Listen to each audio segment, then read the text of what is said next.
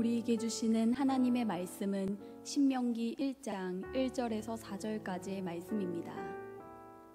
이는 모세가 요단 저쪽 숲 맞은편의 아라바 광야 곧 바란과 도벨과 라반과 하세롯과 디사압 사이에서 이스라엘 무리에게 선포한 말씀이니라.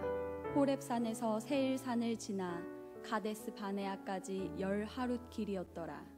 40째 해 11째 달 그 달 첫째 날에 모세가 이스라엘 자손에게 여호와께서 그들을 위하여 자기에게 주신 명령을 다 알렸으나 그때는 모세가 헤스본에 거주하는 아모리 왕 시혼을 쳐 죽이고 에드레이에서 아스다롯에 거주하는 바산 왕 옥을 쳐 죽인 후라. 이는 우리에게 주시는 하나님의 말씀입니다. 아멘. 삶에서 그리스도가 빛나게 하십시오. 우리 왕대일 박사님의 책을 가지고 함께 말씀을 나누고 있는 가운데 있습니다. 오늘은 5번째 시간 인생을 복귀하십시오 라는 제목으로 함께 말씀을 나눕니다. 제가 제목을 인생을 복귀하십시오 이렇게 써놨더니 많은 분들이 복귀가 뭐냐고 그렇게 물어보셨어요. 어떤 분은 인생을 들들 볶아야 되는 겁니까? 이렇게 물어보신 분도 계셨는데 아시는 분들이 많이 계실 겁니다.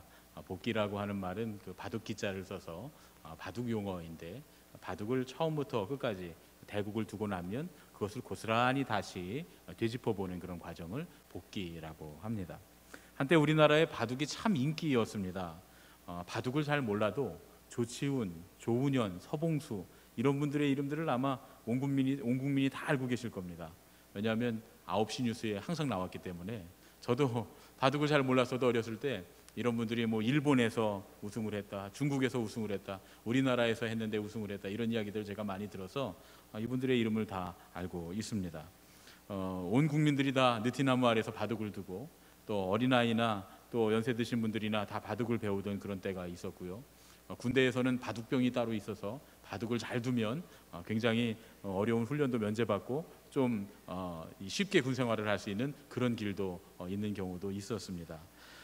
응답하라 1988이라고 하는 그런 드라마가 바둑에 관한 그 에피소드를 만들어서 우리에게 보여줘서 한참 이제 국민들이 바둑에 다시 관심을 갖고 있을 때 마침 프로기사인 이세돌 씨와 인공지능 알파고의 대결이 있었습니다. 그래서 온 국민들이 굉장히 관심을 갖고 그 바둑 대국을 지켜봤고 전무후무하게 이제 앞으로는 절대로 이길 수 없다고 하는데 이세돌 씨가 인공지능 알파고를 이긴 첫 번째 사람이자 마지막 사람이 됐다. 그런 기사를 제가 엊그저께 읽어봤습니다. 그래서 이런 알파고와의 대국으로 인해서 예전에는 무슨 이 바둑 이름들이 다 그 기원 이름들이 여러 가지 뭐 유명한 기사들의 이름을 따거나 아니면 바둑과 관련된 이름들을 썼었는데 요즘에는 알파고 기원 이런 예, 기원들이 생겨나기도 했다. 그런 이야기를 제가 들었습니다. 이 바둑이라고 하는 것이 모르고 보면 굉장히 지루하기 짝이 없는 그런 스포츠인데 조금만 알면 굉장히 재미있고 또 아주 신기한 게 바둑입니다. 저는 뭐 바둑을 잘 두거나 바둑을 아주 좋아하는 편은 아니지만 제가 가끔 그 바둑 하는 그런 바둑 방송을 보면 아주 신기한 게 하나 있습니다. 신기한 게 뭐냐 하면 바둑을 해설하시는 해설가분들이 이렇게 바둑을 한참 대국을 뒀는데 갑자기 전체 돌들을 다 떼어버리는 거예요. 우르르 다 떼어버리고 그리고 나서는 다시 그 바둑판을 보지 않고 그냥 그 바둑을 다시 둡니다. 그리고 심지어는 아직 두지 않았는데 뭐 20수, 10수, 20수, 30수를 막 두면서 여기에 지금 이 사람이 이렇게 두면 이렇게 둘 거고 이렇게 둘 거고 이렇게 나갈 수 있고 아니면 또 이렇게 다시 둬서 이렇게 나갈 수도 있습니다 하고 몇 가지를 또 두어 봅니다. 그런데 신기하게도 그것이 딱 맞아 떨어질 때가 있어요. 그러면 야, 참 신기하다, 대단하구나 그런 생각을 합니다. 바둑을 두고 난 뒤에 그 대국을 하고 난 뒤에 두었던 바둑을 고스란히 다시 모든 기사들이 복습을 해보는데 그때 그것을 복귀한다 이렇게 이야기를 한다 그래요. 바둑을 둘 때 프로기사와 아마추어의 차이가 바로 이 복귀하는 능력에서 나타난다고 합니다. 보통 아마추어 3단 정도가 되면 20수나 30수 정도를 복귀할 수 있다고 그럽니다. 그런데 보통 프로기사들이 바둑을 둘 때는 400수 이상을 둔다는 거예요. 긴 바둑 같으면 대부분 400수 이상을 두게 되는데 이 400수 이상을 프로 기사들은 바둑 하나를 빠짐없이, 심지어 내가 둔 바둑뿐만 아니라 상대편이 둔 돌 하나도 빠짐없이 그대로 400수 이상을 복귀하는 능력을 갖고 있다고 그럽니다. 물론 훈련의 결과겠지요. 그리고 다들 아시는 바와 같이 바둑 기사님들이 대부분 다 IQ가 굉장히 높아서 천재의 수준에 다들 올라 있습니다. 그래서 머리가 좋아서 그렇겠구나 이렇게 생각할 수 있는데, 프로 기사들에게 물어보면 대부분 그렇게 대답하지 않고 이렇게 대답한다 그래요. 이 프로 기사들은 바둑을 둘 때 절대로 의미 없는 돌은 두지 않는다는 겁니다. 그래서 의미 있는 돌만 놓기 때문에 그 의미를 따라가다 보면 결국 바둑 전체를 복귀할 수 있다, 그런 얘기입니다. 의미를 따라서 가다 보면 400수가 넘는 바둑을 다 복귀할 수가 있다. 이 말은 우리의 삶에도 그대로 적용되는 그런 내용일 수 있을 것 같아요. 여러분, 우리가 살아온 날수와 횟수를 한번 생각해 봅시다. 우리가 몇 년, 몇 날을 살았습니까? 혹시 여러분들이 살아온 날들을 다 일일이 기억하고 계십니까? 어느 해에 무슨 일이 일어났고, 어느 달에 무슨 일이 일어났고, 어느 날에 무슨 일이 일어났는지 혹시 여러분 다 기억하고 계십니까? 만약 우리가 지금까지 살아온 우리의 인생을 그대로 복귀할 수 없다면, 아니 복귀하기가 어렵다면, 우리가 살아온 삶이 별로 의미 없는 인생이었다, 이렇게 말할 수도 있을 것 같습니다. 오늘 우리가 읽은 신명기의 말씀이 바로 이 진리를 일깨워주는 부분입니다. 오늘 우리가 신명기의 최 앞부분, 가장 처음에 나오는 이야기를 함께 말씀을 나눴는데, 오늘 신명기 1장 2절을 보면 호렙산에서 세일산을 지나 가데스 바네아까지 10하루길이었더라, 이렇게 말씀해 줍니다. 호렙산은 이스라엘 백성들이 출애굽한 다음에 3개월 만에 당도한 곳입니다. 물론 한 2주 정도면 갈 수 있는 거리였지만 하나님께서 혹시나 블레셋 사람들과 마주쳐서 전쟁을 하게 되면 겁을 먹고 다시 애굽으로 돌아갈까 봐 주님께서 홍해를 건너서 그래서 돌아가게 하셔서 그래서 3개월 만에 호렙산에 도달하게 됩니다. 그리고 도달한 그 호렙산에서는 2년 이상을 그곳에 머물면서 하나님의 말씀을 듣고, 하나님께서 모세를 통해서 말씀을 주시고, 또 이스라엘 백성들은 하나님의 백성으로서 하나님 앞에 계약하고, 그리고 하나님께서 주시는 말씀뿐만 아니라 하나님께서 이 백성들에 대해서 어떤 기대를 걸고 계신가, 하나님 어떤 계획을 갖고 계신가, 그런 것들에 대한 말씀들을 나누면서 2년 동안을 하나님과 함께 호렙산에서 생활합니다. 이제 이것에 비해서 세일산은 그냥 가나안으로 가는 잠깐 멈추는 여정 중에 지나갔던 정류장 정도 됩니다. 그래서 세일산을 지나서 그리고 가데스 바네아, 이 가데스 바네아는 그 가나안 가장 남단에 있는 오아시스입니다. 그 오아시스 가데스 바네아에 도착했다, 그런 얘기입니다. 그러니까 호렙산을 떠나서 가데스 바네아까지 왔다고 하는 것, 세일산을 지나고 가데스 바네아까지 왔다 그러면 이스라엘 백성들이 가나안 땅에 드디어 다 도착했다, 그런 말씀이 되는 겁니다. 호렙산에서 세일산을 거쳐 가데스 바네아까지 10하루길이었더라.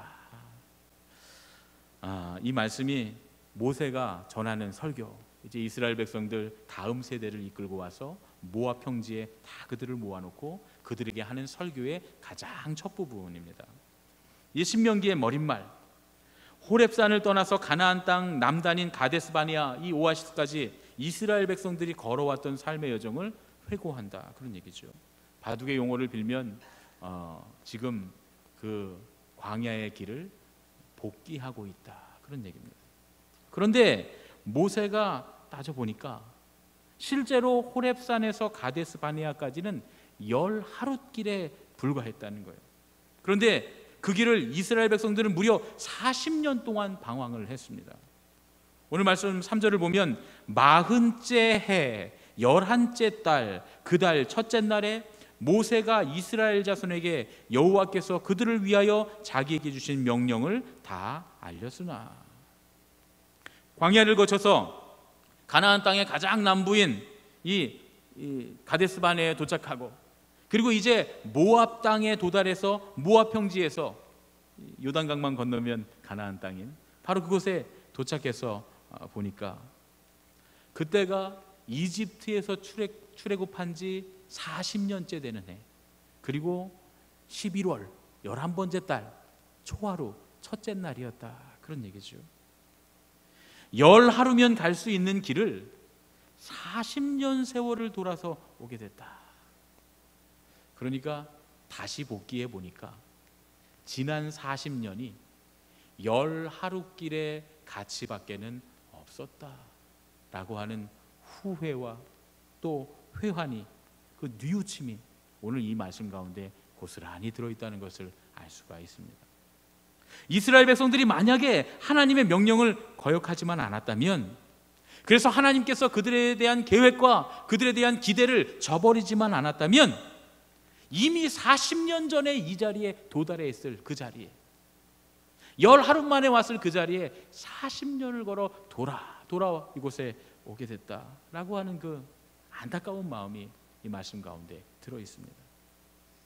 40년 전에 그 가데스 바네아에 처음 도착했을 때 지파별로 보냈던 그 선발대가 하나님의 인도하심을 의심하지만 않았다면, 또 그래서 하나님께서, 이스라엘 백성이 하나님께서 내리시는 그 벌을 받지 않았더라면 이 모압 평원에 진즉에 도착했을 것인데, 40년의 세월을 보내고 나서야 이스라엘이 여기 도착하게 되었구나 하는 그 안타까운 회한의 마음이 오늘 말씀 속에 녹아져 있다. 그런 말씀입니다.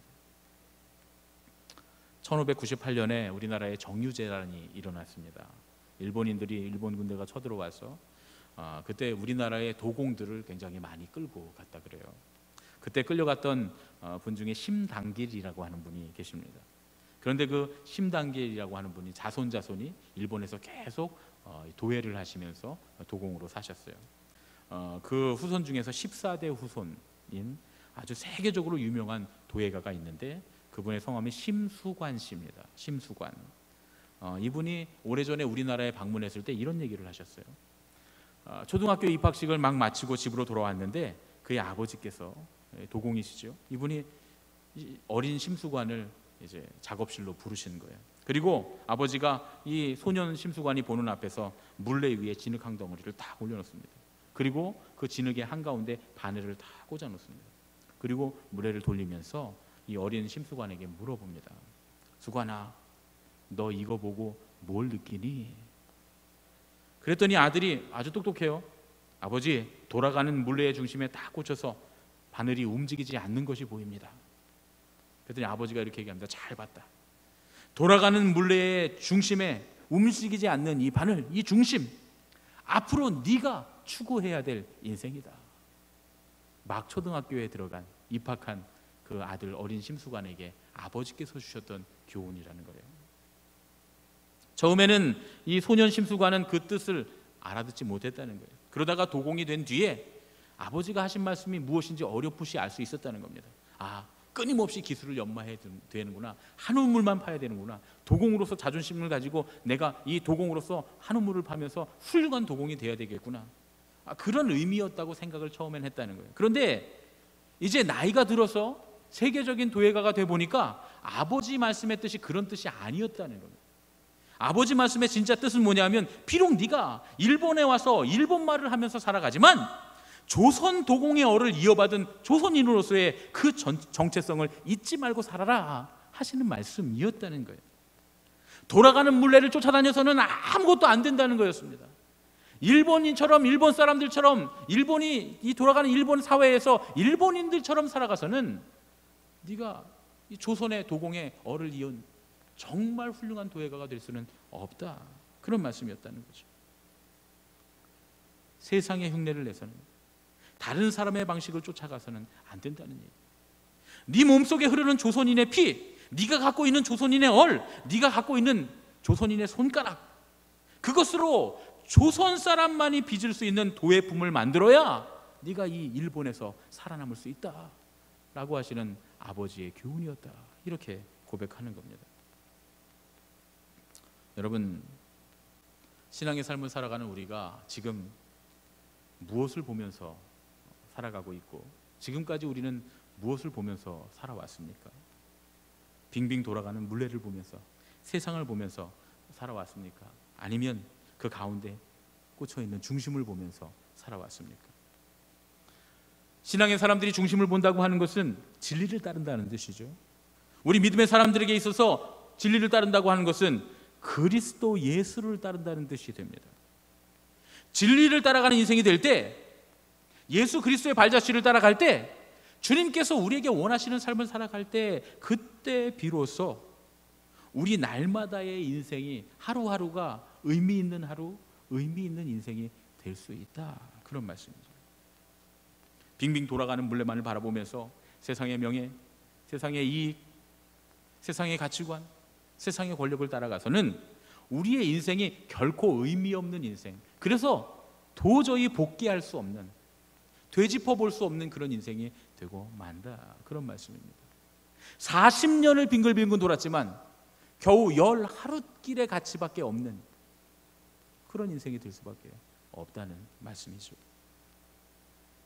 제가 이 말씀을 준비하면서 우리나라의 지난 몇 년을 좀 생각을 해봤습니다.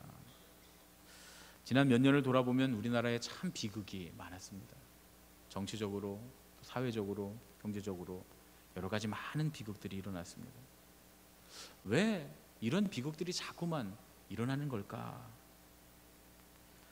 말씀을 묵상하다 보니까 우리 모두가 다 의미보다는 빙글빙글 돌아가는 이 세상에 너무 집중하고 그 세상을 따라가고 있지는 않은가. 돈 몇 푼이 사람의 생명보다 더 소중하죠. 어떻게 하면 돈을 더 많이 벌까? 그러니까 안전수칙 같은 건 다 무시하고 어떻게 하면 돈을 많이 벌까? 그런 생각들만 하니까 자꾸 문제들이 생겨납니다. 의미를 중요하게 생각하는 그런 사람들이 아니기 때문에 사람을 살리고 구원하는데 어떤 가치를 두지 않습니다. 다만 자기 목숨 하나 구하려고 자기만 바라보고 있는 사람들을 사지로 몰아내는, 자기의 명예와 자기의 이익과 자기의 권력을 위해서 몇 사람쯤 다쳐도 전혀 아랑곳하지 않는 그런 리더들이 너무나 많은 그런 세상을 우리가 살고 있습니다. 기업인들, 정치인들, 심지어 우리 교회 안에도 얼마나 많은 목사님들이 자기의 명예와 이익과 권력을 위해서 성도들을 희생하고 많은 교인들에게 상처를 주고 있습니까? 세상뿐만 아니라 교회도 지금 그런 모습들을 갖고 있다, 그런 얘기죠. 거기다가 언론들은 어떻습니까? 사건, 사고 이런 것들을 이용해서 시청률을 올리기에 급급하니까 막 있지도 않은 사실을 부풀려서 만들어서 사실이라고 하고, 그리고 검증되지 않은 일들을 사실이라고 방송하고, 그러면서 많은 사람들이 신뢰할 수 없는 그런 세상을 만들고 있습니다. 정치인들은 다른 사람들의 슬픔과 아픔과 어려움을 통해서 그들을 돕고 그들을 세워주는 생각을 해야 되는데, 그들을 일으켜주는 생각을 해야 되는데, 오히려 그들의 슬픔과 아픔을 이용해서 자기들이 정치적인 권력을 얻으려고 하는, 이용 가치로만 사용하는 그런 정치인들도 너무나 많습니다. 사람들을 긍휼히 여기는, 불쌍히 여기는 마음들을 이용해서 사기를 치는 사람들, 사람들의 관심거리가 되고 싶어서 거짓 유언비어를 퍼뜨리는 사람들, 우리가 조금만 생각해 보면 도저히 해서는 안 되는 일들을 자행하는 사람들이 너무나 많은 그런 시대를 우리가 살고 있습니다. 로마서 3장 말씀을 읽어보니까 어쩌면 그렇게 2000년 전의 사도 바울의 시대와 지금 현대의 우리의 시대가 하나도 변하지 않았을까 하는 생각을 해봅니다. 기록된 바 의인은 없나니 하나도 없으며 깨닫는 자도 없고 하나님을 찾는 자도 없고 다 치우쳐 함께 무익하게 되고 선을 행하는 자는 없나니 하나도 없도다. 그들의 목구멍은 열린 무덤이요 그 혀로는 속임을 일삼으며 그 입술에는 독사의 독이 있고 그 입에는 저주와 악독이 가득하고 그 발은 피 흘리는데 빠른지라. 어떻게 예수님께서 오셔서 십자가에 달리시고 교회를 세우셨는데 2000년 동안에 세상이나 교회나 그렇게 변한 게 하나도 없을까요? 어쩜 그렇게도 지금 우리가 지나온 시간들이 이 로마서의 말씀과 딱 맞아 떨어지는지 모르겠습니다. 예, 맞습니다. 우리는 우리 스스로를 의롭게 만들 수 없는 죄인들이 맞죠. 우리는 스스로 의롭게 될 수 없습니다. 그래서 우리에게 중심이 필요합니다. 예수님 한 분만이 우리의 중심 되시는 줄로 믿습니다. 지난 시간에도 우리가 함께 말씀 나눴지만 마태복음 16장 24절에 주님께서 말씀합니다. 누구든지 나를 따라오려거든 자기를 부인하고 자기 십자가를 지고 나를 따를 것이니라. 무슨 말씀입니까? 예수님께서는 빙글빙글 돌아가는 세상에 자신을 맡기지 않으셨어요. 주님 얼마든지 권력을 누릴 수 있었고 명예를 얻을 수 있었고 주님 얼마든지 부귀영화를 누릴 수 있었지만 하늘의 보좌를 버리고 이 땅에 오셔서 주님 십자가를 향해 가십니다. 주님 오직 부활을 향해 십자가를 지고 가셨다, 그런 얘기입니다. 아무리 세상에 희망이 없는 것 같아도 오직 예수 그리스도를 따르는 삶에는 희망이 있는 줄로 믿습니다. 자기를 부인하고 자기를 내려놓고 자기를 희생하고 예수님을 따라가면 부활이 우리를 기다리고 있습니다. 그렇게 될 때에 우리의 인생이 한순간 한순간 복귀할 만한 의미 있는 인생이 되는 줄로 믿습니다. 왜 지난 시절에 내가 일찍이 주님의 말씀에 순종하고 예수님을 따라 살지 못했나? 그렇게 생각하는 가데스 바네아의 후회가 없는 그런 인생이 되어야 할 줄로 믿습니다. 우리가 비록 이 땅에서 발붙이고 숨쉬며 살아가지만 예수 그리스도의 십자가를 이어받은 그리스도인으로서의 정체성을 잊지 말고 살아야 한다, 그런 얘기입니다. 요즘 세상에는 누가 그리스도인인지 아무도 모릅니다. 오히려 그리스도인이라고 하면 오히려 더 그리스도를 따라가지 않는 사람들로 인식되는 세상입니다. 돌아가는 물레 같은 세상을 쫓아가서는 아무것도 안 됩니다. 기독교인들이, 신앙인들이 자꾸 세상을 쫓아가면 안 됩니다. 세상을 흉내내서는, 세상 사람들의 방식으로 쫓아가서는 안 된다, 그런 얘기죠. 우리 몸속에 흐르고 있는 그리스도의 피, 우리가 갖고 있는 십자가의 정신, 우리가 갖고 있는 그리스도의 사명, 그것으로 우리 그리스도인들만 빚을 수 있는 의미 있는 삶을 만들어야만 이 땅을 살리고 우리에게 스트레스를 주고 압박을 주는 이 세상 가운데서 온전히 살아갈 수 있다. 그래야만 부활의 영광을 바라볼 수 있는 줄로 믿습니다. 유기성 목사님 최근에 낸 책, 예수와 하나가 되라 하는 그 책을 읽어보면 이런 얘기가 나옵니다. 1960년에 미국 핵잠수함 트레셔라고 하는 그런 핵잠수함이 건조가 됐는데, 이 트레셔호가 북극의 얼음을 깰 정도로 완전히 부술 정도로 강력한 아주 튼튼한 잠수함으로 만들어졌답니다. 당시에 가장 깊은 잠수 기록을 가지고 있었다 그래요. 이때가 한참 1960년 되면 냉전 시대라 소련과 미국이 막 경쟁할 때입니다. 누가 먼저 달에 사람을 보내는가, 누가 얼마나 더 많은 인공위성을 쏘아 올리는가, 막 이런 경쟁들을 할 때인데, 이때 미국의 이 트레시호는 굉장한 자랑거리였습니다. 왜냐하면 바다 밑에 가장 깊이 들어갔던 잠수함이었거든요. 그래서 이 사람들이 도대체 이 잠수함이 얼마나 깊이까지 잠수할 수 있는가 실험을 해보기로 했어요. 그래서 한계 깊이까지 이 트레시호를 잠수를 시킵니다.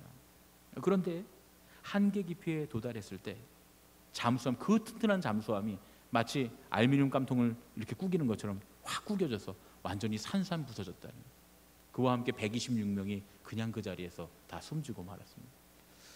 미국 사람들에게는 굉장한 충격이었다 그래요.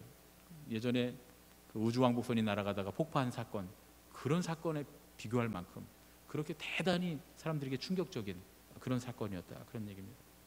그래서 이 배를 수색하기 위해서, 트레시호를 수색하기 위해서 한 사람이 겨우 들어가는 아주 튼튼한 탐색선을 만들었습니다.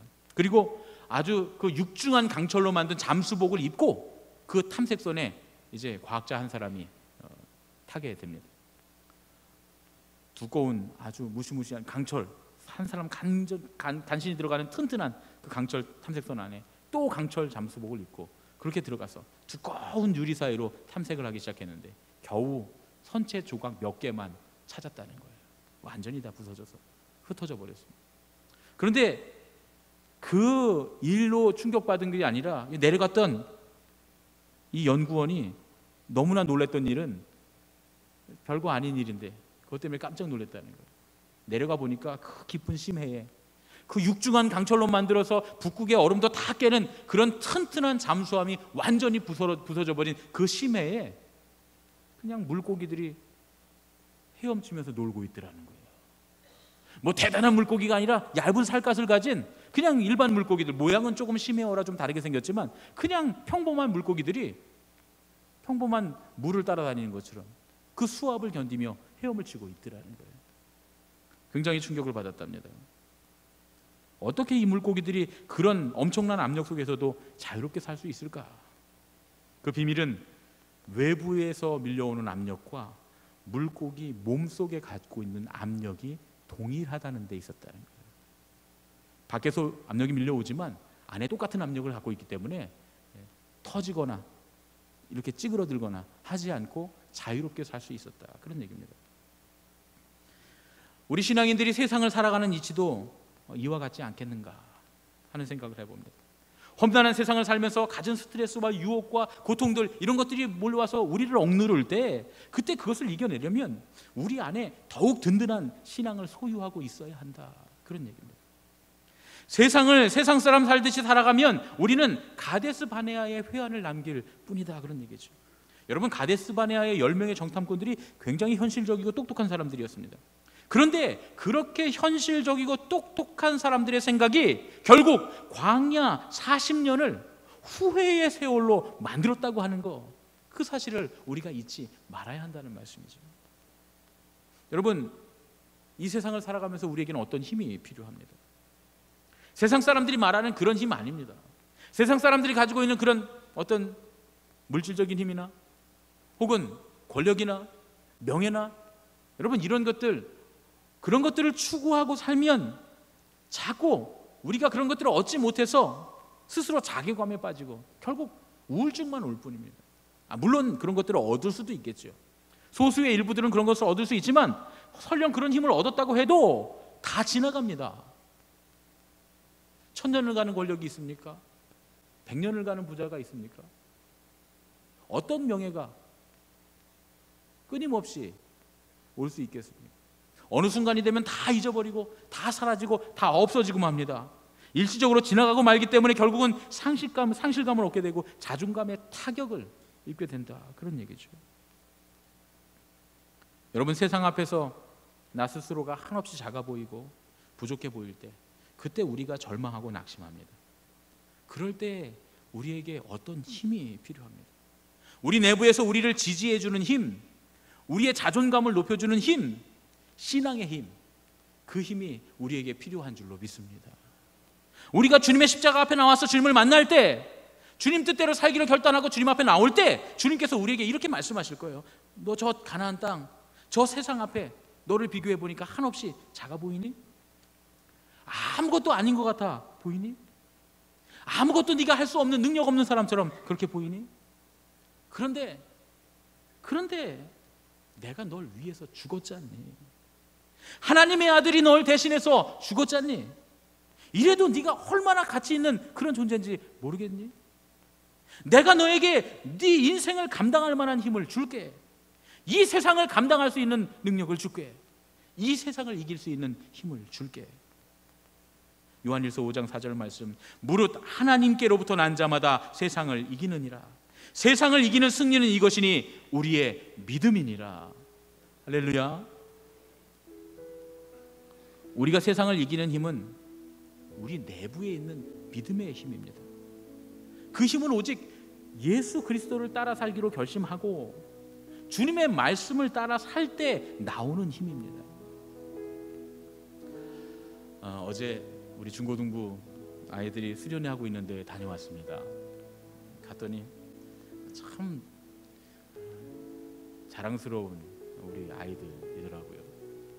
그 군대 교회가 3개가 있는데 한 교회는 그래도 잘 리모델링 돼 있고 잘 꾸며져 있는데, 2교회는 정말 곰팡이가 여기저기 펴 있고 막 다 떨어진 그 커튼도 아닌 커튼 같은 달려 있고, 뭐 이렇게 환경 미화를 해놨는데 미화해 놓은 것들이 벌써 이제 다 시간들이 지나서 바래고 다 떨어지고, 아주 볼품 없는데 우리 학생들하고 선생님들이 가서 등도 갈고 또 그 이상한 커튼 다 떼어내고 거기다 블라인드도 예쁘게 달아주고 벽에 벽지도 바르고 청소도 하고 수도도 고쳐주고, 교회 2개가 아주 완전히 바뀌었더라고요. 아주 환골탈태했더라고요. 물론 이제 어렵고 힘든 일들을 우리 권사님들이 가셔서, 남자 권사님들도 몇 분 가셨어요. 서너 분 가셔서 같이 도우시고 애쓰셨는데 그 일을 보니까 참 잘했다, 그런 생각이 들더라고요. 밤에 집회를 하고 기도회를 하는데 저는 사실 오늘 주일이기 때문에 빨리 그냥 오려고 그랬어요. 근데 애들 기도회를 하는데 우리 학생들이 그렇게 울어요. 어떤 친구들은 너무나 서럽게 울어요. 엉엉 울어요. 그래서 제가 왜 그럴까 가만히 기도하는 내용을 들어보니까 자기들 인생이 너무 힘든 거예요. 자기들이 살아가는 인생이 너무나 힘겨운 거예요. 그래서 뭐가 이렇게 힘든가? 그렇잖아요. 엄마 아빠가 밥 다 먹여주고 말이죠. 공부만 하면 되는데 다 그러잖아요. 야, 공부하는 게 제일 쉬운 거야. 다 애들이 안 믿는데 사회에 나가보면 알잖아요. 아, 공부하는 게 제일 쉬웠구나. 근데 뭐가 이렇게 힘들까? 공부하는 게 정말 힘들까? 아니더라고요. 그 어깨에 걸쳐있는 기대들이 힘들더라고요. 엄마 아빠가 또 어른들이 이 사회가 아이들에게 어깨에 얹어놓은 짐들, 너 어느 고등학교 갈 거야? 너 어느 대학교 갈 거야? 너 무슨 일을 하고 먹고 살 거야? 이런 기대들. 그러면서 너 왜 꿈이 없어? 너 왜 희망이 없어? 너 왜 비전이 없어? 비전도 아닌 것들을 비전이라고, 꿈도 아닌 것들을 꿈이라고 그 어깨에 얹어놓은 것들이 너무 무거운 거예요. 그 제가 애들한테 얘기해 줬어요. 야, 목사님이 얘기해 줄 테니까 집에서 부모님들이나 어른들이 너 어느 학교 갈 거야? 너 무슨 직업 가질 거야? 어떻게 먹고 살 거야? 물어보면 이렇게 대답해. 저 괜찮아요. 저 잘하고 있어요. 저 이만하기도 쉽지 않아요. 그렇게 얘기하라고 말했어요. 그래서 또 이렇게 얘기하라고 얘기해 줬습니다. 제가 느리고 모자라고 부족하지만 지금 예수님 따라가고 있어요. 예수님 따라가고 있으니까 걱정하지 마세요. 꿈이 없는 게 문제가 아니잖아요. 어느 순간엔 예수님을 따라가고만 있으면 느려도 부족해도 모자라도 가슴이 벅차서 가슴이 뛰어서 견딜 수 없는 하고 싶은 일이 분명히 생기는 날이 옵니다. 그걸 하면 되죠. 그게 꿈이면 되잖아요. 지금 뭐 내가 무엇을 할지, 뭐 어떤 사람이 될지 지금 생각해도 그렇게 되지도 않을 뿐더러 그렇게 헛된 꿈들을 꾸고 가면 무슨 소용이 있겠습니까? 잘하고 있더라고요. 우리 애들이 너무 잘하고 있더라고요. 예수님과 함께 동역하잖아요. 군인 형들, 군인 오빠들을 가서 신앙을 도와주고 있잖아요. 아, 그만하면 됐죠. 아, 그만하기도 여러분 쉽지 않습니다. 거기 이렇게 모여갖고 그 불편하고 더운 데서 모여갖고 기도하고 찬양하고 예배하고 그리고 다른 사람들 돕고 수련회 모이고, 여러분 그만하기도 쉽지 않습니다. 그렇죠? 우리도 마찬가지입니다. 여러분 이만하기도 쉽지 않습니다. 이렇게 더운 날 더위를 뚫고서, 물론 교회가 좀 시원하긴 합니다만 어떤 분들은 집보다도 시원하실 수도 있습니다만, 이곳에 모여서 우리가 말씀 듣고 또 잔소리 들어가면서 예수님 뜻대로 살아야 된다고 잔소리 들어가면서, 그럼 또 나 돌아보고 아, 주님 뜻대로 살지 못했구나, 살아야지. 여러분 이렇게 우리 스스로를 돌아보는 삶도 쉽지 않습니다. 잘하고 있는 겁니다. 잘 가고 있습니다. 그런데 중요한 건 자꾸 세상 바라보지 말아야 합니다. 우리의 삶이 믿음을 따라가는 삶이 되면 느리더라도 부족하더라도 아무리 단조로운 일상이라도 우리의 한 시간 한 시간 하루하루가 의미 있는 하루가 되고, 우리는 우리의 삶 하루하루를, 우리의 시간들을 복귀할 수 있을 뿐만 아니라 뒤돌아보면 우리 인생의 모든 날들을 다 복귀할 수 있는 그런 믿음의 사람들이 될 줄로 믿습니다. 여러분 어떻게 사는 게 잘 사는 겁니까? 지난 며칠을 복귀하는 정도가 아니라 우리의 인생을 온전히 다 복귀해서 우리의 뒤를 돌아볼 때 아, 우리의 삶이 이렇게 걸어왔구나, 그렇게 복귀해낼 수 있는 삶이 참된 삶인 줄로 믿습니다. 그게 아마추어가 아니고 그게 고수입니다. 우리 옆에 계신 분들과 인사했으면 좋겠습니다. 지금 잘하고 있습니다. 주님 따라갑시다. 한 가지 더 인사했으면 좋겠습니다. 기왕이면 인생의 고수로 삽시다. 기왕이면 인생의 고수로 삽시다. 할렐루야. 오늘 이 시간 결단하고 세상의 압력과 유혹을 이겨내 내부의 압력, 힘, 믿음의 삶을 소유하시는 저와 여러분이 되시기를, 인생의 고수가 되시기를 예수님의 이름으로 축원합니다. 우리 시간에 함께